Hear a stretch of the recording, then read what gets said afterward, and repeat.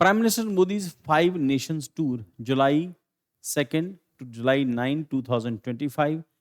Countries visited Ghana, Trinidad and Tobago, Argentina, Brazil, Namibia. Theme क्या है? Deepening ties with global south. अब यहाँ पर जो प्राइम मिनिस्टर का जो विजिट है वो घाना को है, और हम लोग ज्योग्राफी में डिस्कस करते हैं कि घाना ऐसी जगह पर है जहाँ पर कभी ये जो स्लेव ट्रेड की एरियाज हुआ करते थे, ये वो कोस्ट में आता है। अब घाना वर्ल्ड में फेमस है अपनी कोको के लिए। आपने जो कैडबरी की एक चॉकलेट की ऐड आती है उसमें आपने घाना को देखा होगा। और घाना जो कॉफ़ी नहीं, घाना कोको का एक्सपोर्टर है जिससे चॉकलेट बनती है। वर्ल्ड का लार्जेस्ट है। ओरिजिनली कोको जो है वो ब्राज़ील से बिलॉन्ग करता है, बट घाना इस टाइम पे वर्ल्ड का लार्जेस्ट प्रोड्यूसर है उसका कोको का। अब घाना की ख़ासियत ये है कि घाना गोल्ड का भी बड़ा एक्सपोर्टर है, और क्योंकि अपनी इकोनॉमिक कंडीशन बहुत अच्छी नहीं है, तो इस करके इंडिया उसके गोल्ड का बहुत बड़ा बायर है।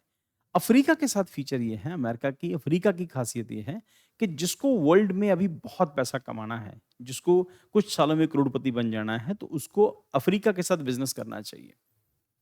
2 कंडीशन, अफ्रीका की इकोनॉमिक कंडीशन फिलहाल बहुत अच्छी नहीं है, कुछ कंट्रीज़ की, पर पॉइंट इज़ कि वो कंटीन्यूअसली इम्प्रूव हो रही है।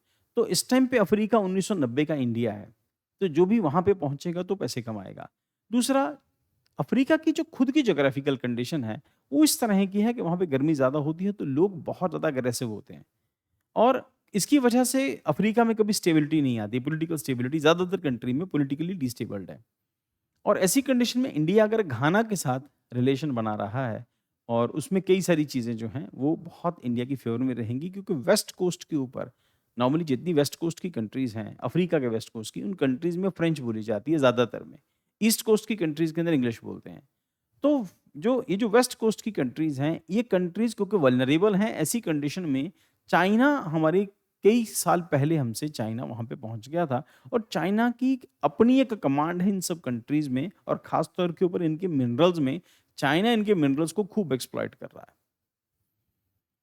और इंडिया भी यही चाहता है कि अगर हो सके तो वहाँ पर मिनरल्स को यूज़ किया जा सके। वहाँ पर बहुत सारे रेयर अर्थ मिनरल्स या मिनरल्स हैं, क्योंकि हम लोग मानते हैं, क्योंकि वो ओल्डेस्ट लैंड मास है, तो मिनरल्स तो पक्का होंगे वहाँ पे। पर ये कि उनको एक्सप्लोर करने के लिए आपको पॉलिटिकल रिलेशंस और बाकी सब रिलेशंस आपको मेंटेन करने ज़रूरी हैं, इस करके इन कंट्रीज़ के विज़िट करना ज़रूरी होगा। अभी इंडिया उन कंट्रीज़ को टारगेट कर रहा है जो इंडिया के टारगेट पे पहले कभी नहीं थी, और प्राइम मिनिस्टर मोदी का ये जो विज़िट है ये उसी का इंडिकेटर है। अब प्राइम मिनिस्टर मोदी गए हैं घाना में, और घाना के अंदर जो ख़ासियत है वहाँ की, क्योंकि इस कोस्ट के ऊपर है, ये आइवरी कोस्ट, यहीं पर स्लेव कोस्ट और बाकी सब कोस्ट हुआ करते थे। और so first Indian prime minister visit in 30 plus years, तो 30 साल के अंदर पहले एक प्राइम मिनिस्टर हैं जो यहाँ गए हैं। फोकस एरिया क्या है? Vaccine hub proposal, digital cooperation है, trade India to top destination of Ghana's gold exports, and challenge क्या है? Strong competition from China and European Union. अब हम लोग वहाँ पहुँचे हैं तो हमसे पहले यूरोपियन यूनियन यानी कि फ्रेंच कंपनीज बहुत सारी आज भी यहाँ पे काम करती हैं, और यहाँ पर जो उनके प्रेजेंस जो हैं वो हो सकता है हमारे लिए अभी एक चैलेंजिंग फैक्टर हो। Trinidad and Tobago, Trinidad Tobago ये अफ्रीका के अंदर, नॉट अफ्रीका, कैरिबियन सी के अंदर ये रहने वाली बसने वाली एक कंट्री, कैरिबियन सी के अंदर। नीचे वेनेजुएला, कोलंबिया, उसके ऊपर ये सब कंट्रीज, यहीं पर क्यूबा भी है, यहीं पर जमाइका, यहीं पर हैती, यानी कुल मिला के वेस्ट इंडीज का जो एरिया है वहां पर है त्रिनिदाद और टोबैगो। ये छोटा सा इलाका त्रिनिदाद और टोबैगो का वेनेजुएला के एकदम साथ लगता है, और वेनेजुएला वो कंट्री है जो अमेरिका से जिसके रिलेशन बहुत अच्छे नहीं है, वेनेजुएला और क्यूबा। और वेनेजुएला पड़ता है हमारा साउथ अमेरिका में, और क्यूबा पड़ता है हमारा कैरिबियन के अंदर यानी वेस्ट इंडीज के अंदर। तो prime minister Trinidad and Tobago भी गए हैं। अब इसका एक बड़ा इंपॉर्टेंट फीचर है यहाँ का, आइलैंड कंट्री है, छोटी सी है, बट लोकेशन उसकी इंडिया के लिए इंपॉर्टेंट हो जाती है। और उसके पीछे एक बड़ा फैक्टर ये है कि यहाँ की जो 40 to 45% पॉपुलेशन है वो इंडियन है, यानी कि इंडियन डायस्पोरा वहाँ पे रह रहा है। तो population is from Indian origin, historic 180 years of Indian presence in Caribbean, and trade 341.6 million in financial year 2025। तो हमारा ट्रेड जो है इन कंट्रीज के साथ लगातार इंक्रीज हो रहा है। लिमिटेशन क्या है? Limited technology, economic spill overs हैं, डिस्पाइट डायस्पोरा प्रेजेंस, बहुत कुछ है, पर आइलैंड कंट्री है, तो चांसेस थोड़े बहुत कम ही है, वहाँ पर बहुत ज़्यादा होगा, पर ठीक है, प्रेजेंस तो है।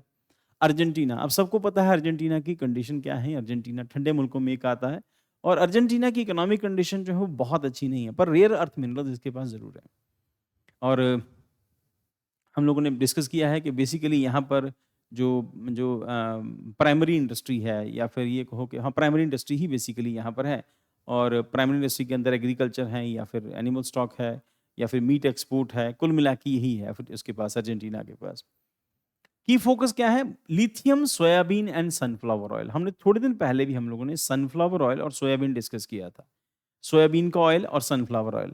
तो सोयाबीन ऑयल, सनफ्लावर ऑयल, हमारे यहाँ पर ऑयल की रिक्वायरमेंट जो है, ईडिबल ऑयल की जो रिक्वायरमेंट है इंडिया में बहुत ज़्यादा है। इंडिया में इतना प्रोड्यूस नहीं हो रहा आजकल, फार्मर उगाता नहीं, रिलक्टेंट रहता है।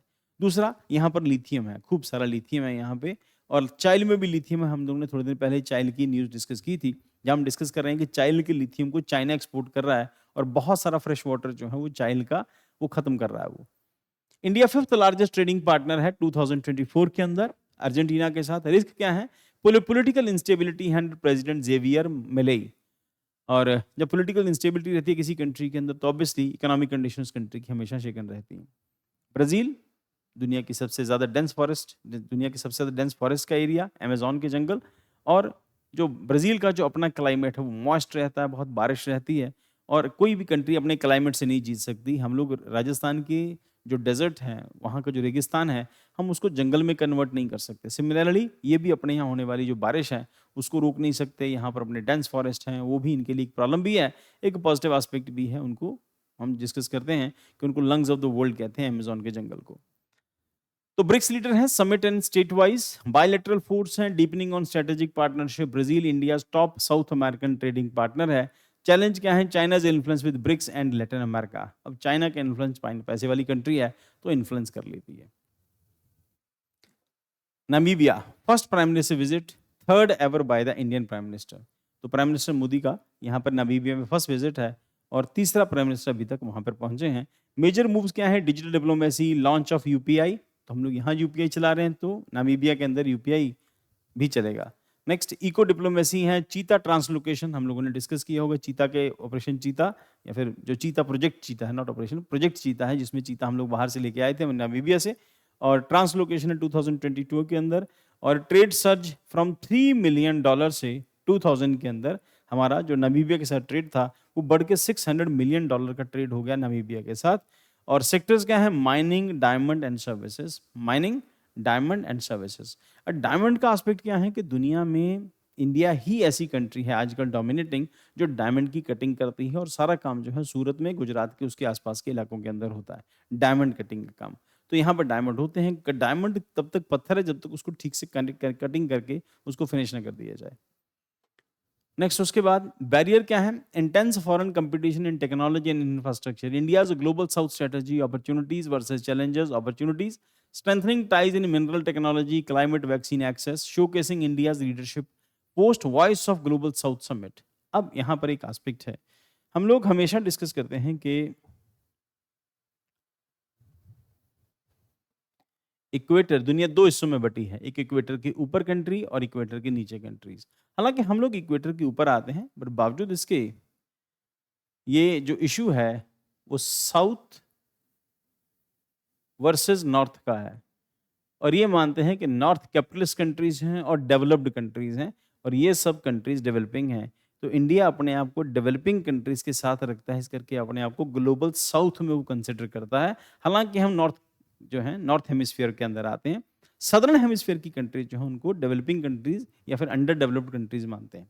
तो इंडिया अपने आप को उनके साथ लिंक करता है, जैसे हमारे नेताजी होते हैं वो गरीबों के साथ अपने आप को लिंक करते हैं। पंजाब के जो एक सीएम थे वो कहा करते थे, कभी कहते थे मैं टेंट लगाता था, कभी कहते मैं रिक्शा चलाता रहा हूँ, कभी कहते ऑटो चलाता रहा हूँ, और कभी कहते बकरियां पालता रहा हूँ। तो उसी तरह से इंडिया भी अपने आप को उन कंट्रीज के साथ लिंक करता है, जोड़ता है।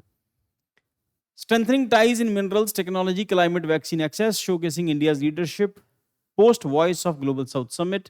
Challenges, execution gap, weak follow through the China's BRI, fragmented institutional support, overuse of soft power, diaspora focus without economic muscle.